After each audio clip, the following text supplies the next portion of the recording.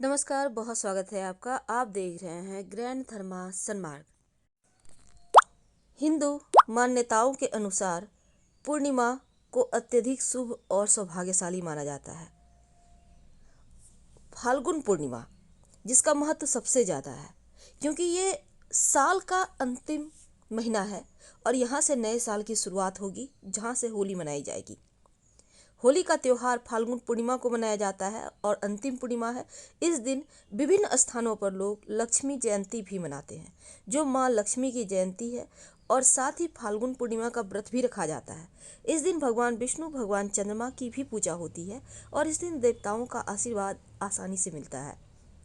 फाल्गुन पूर्णिमा पर भक्तों को सुबह जल्दी उठकर पवित्र नदी में स्नान करने की आवश्यकता होती है, क्योंकि ऐसा करना शुभ और भाग्यशाली माना जाता है। आप चाहें तो घर में ही नहाने के पानी में गंगा जल डालकर स्नान कर सकते हैं।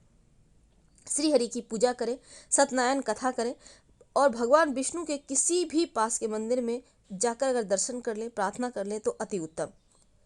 फाल्गुन पूर्णिमा पे अधिक से अधिक दान करना चाहिए। भोजन, कपड़े, पैसे वगैरह की आप दान कर सकते हैं। अब फाल्गुन पूर्णिमा के दिन होलिका दहन किया जाता है और होलिका दहन का शुभ मुहूर्त क्या है? देखिए, होलिका दहन तो 17 मार्च की रात मनाई जाएगी, जो कि पुष्य योग होने पर पूजा से पहले पीली सरसों का उपटन लगाकर अगर स्नान किया जाए, नए वस्त्र धारण किया जाए, तो यकीन मानिए जीवन के हर कष्ट ही दूर होते हैं। तो चलिए जानते हैं इस पूर्णिमा के दिन क्या करें, क्या ना करें, ताकि जीवन खुशहाल रहे। देखिए, सबसे पहली बात, ज्योतिष की अगर हम बात करें तो पूर्णिमा का मतलब होता है चंद्रमा अपनी संपूर्ण कलाओं से अभिभूषित होता है, संपूर्ण होता है। और ज्योतिष के अनुसार पूर्णिमा की रात को चंद्रमा भी ग्रहों को मजबूत करने की स्थिति में होता है। इसलिए जितना ज़्यादा हो, ओम नमो भगवते वासुदेवाय मंत्र का जप करें और अन्य पूर्णिमा या अन्य दिनों की तुलना में चूँकि अधिक पुण्य फल प्राप्त होता है इस पूर्णिमा को, इसलिए इस पूर्णिमा के दिन दान पुण्य करने का विधान है। लेकिन रात के समय शिव जी और चंद्रदेव की पूजा जरूर करना चाहिए। भगवान सत्यनारायण की कथा पाठ करने से, कथा सुनने से, घर में करवाने से सभी मनोकामना पूर्ण होती है। और पूरे साल आप नहीं भी कथा करते हैं, पाठ करते हैं, तो भी आपको इसका फल मिलता है। माना जाता है कि अगर आप गरीब जरूरतमंद व्यक्तियों को इस दिन दान पुण्य करें तो पूर्वजों को डायरेक्ट मिल जाता है। कहने का तात्पर्य, आपके पूर्वज तृप्त होते हैं। तो सच्चे मन से, विधि विधान से इस व्रत को करें तो मोक्ष की प्राप्ति भी होती है। क्या करें, कैसे करें? सूर्योदय से पहले उठिए। अगर आप पवित्र नदी, सरोवर, गंगा स्नान कर सकते हैं तो जरूर कीजिए। फिर आप एक बात उसकी याद रखिए, अगर आप घर में नहाते हैं तो नहाने के पानी में गंगा जल डालकर नहाएं या तुलसी के पत्ते डालकर नहाएं। गंगा जल के इतना ही नहाने का पुण्य फल प्राप्त होगा। पूरे घर की जब आप साफ सफाई कीजिएगा तो एकदम से सूर्योदय के पहले ही सब कर लीजिए और पूरे घर में या तो फिटकरी मिले पानी से पोछा लगवाएं या फिर आप चाहें तो इस दिन जल में हल्दी डालकर पूरे घर में सफाई करने के बाद छिड़काव करें। घर के मुख्य दरवाजे पर एक रंगोली बनाएं और आम के जो पुराने वाले बंधनवार हैं, जो आपने एकादशी तिथि पर लगाया है, उसको हटा दें और इस दिन नया बंधनवार लगाएं, आम के पत्ते या अशोक के पत्ते के। संभव हो तो आप पूजा स्थान पर गंगा जल छिड़काव करें और इस दिन तुलसी के पौधे में 1 लोटा जल में 2-4 बूंद दूध, थोड़ी सी शक्कर, 1 चुटकी अक्षत और मीठी वस्तु डालकर अर्पित करें। इसके बाद प्रणाम करें और जो पेड़ की आप पूजा करते हैं तुलसी जी की, उसकी पत्ता ना तोड़ें, दूसरे पेड़ का तोड़ा करें। आप 2 पौधे लगाकर, ज़्यादा पौधे भी लगा सकते हैं क्योंकि तुलसी तो खराब करता नहीं, तो आप रखें और उसी की जिसकी पूजा करते हैं उसके पत्ते मत तोड़िएगा। इसके बाद इस लाकर आप अपने पूजा स्थान पर ले आएँ। कच्चे दूध में गंगा जल मिलाकर श्री हरि विष्णु, माँ लक्ष्मी और भगवान श्री कृष्ण शालिग्राम का अभिषेक करें, जो भी भगवान आपके पास हैं। फिर आप शुद्ध जल से अभिषेक कर उनको पोछें।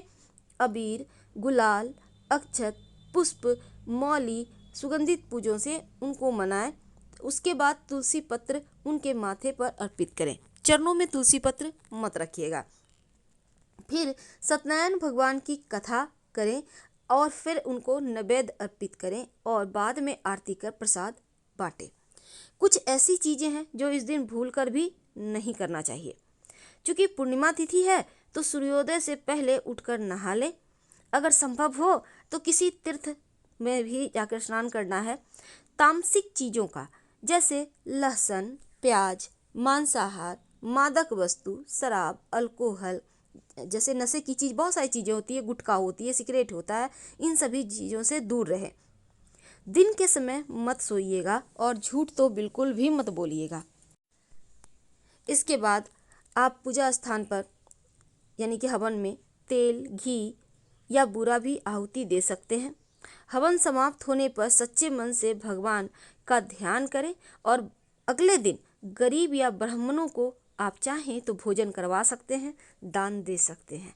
लेकिन चूँकि इस पूर्णिमा तिथि का महत्व बहुत ज़्यादा है, इसलिए इस दिन कुछ खास कार्य किए जाते हैं। तो संभव हो तो खीर जरूर बनाइए, चाहे वो चावल का हो या फिर मखाने का, और खीर बनाकर माँ लक्ष्मी को भोग लगाकर आप इसको प्रसाद के रूप में खाइएगा। लेकिन गाय को अपने हाथों से या तो हरा चारा खिलाएं या फिर अगर संभव हो तब आपके घर में जो पहली रोटी बनी है उस रोटी को लें, उस पर एक चुटकी काला तिल, थोड़ा सा गुड़ रखें।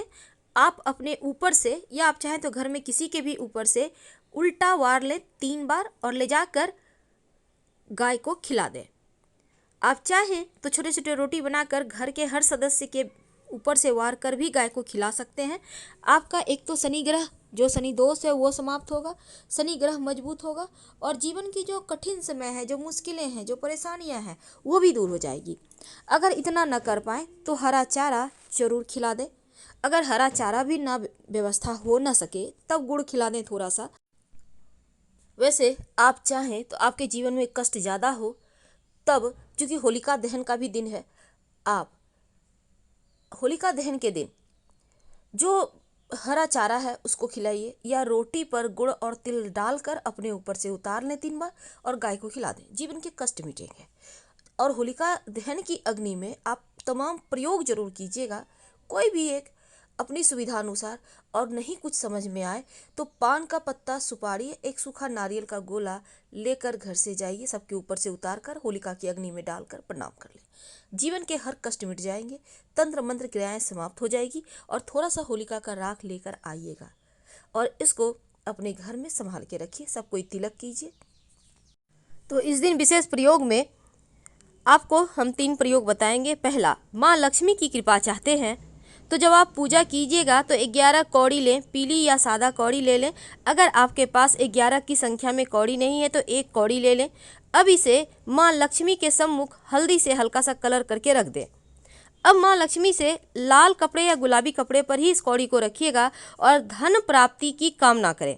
फिर माँ को हल्दी का तिलक लगाएं और अगले दिन इस कौड़ी को इसी लाल कपड़े में बांधकर धन के स्थान पर रख दें। ऐसा करने से धन का आगमन होता है, खर्चे कम होते हैं और शुभ मंगल कार्य घर में होने लगते हैं। ग्रंथों में बताया गया है कि पूर्णिमा तिथि के दिन दान करने से अश्वमेध यज्ञ के समतुल्य फल की प्राप्ति होती है।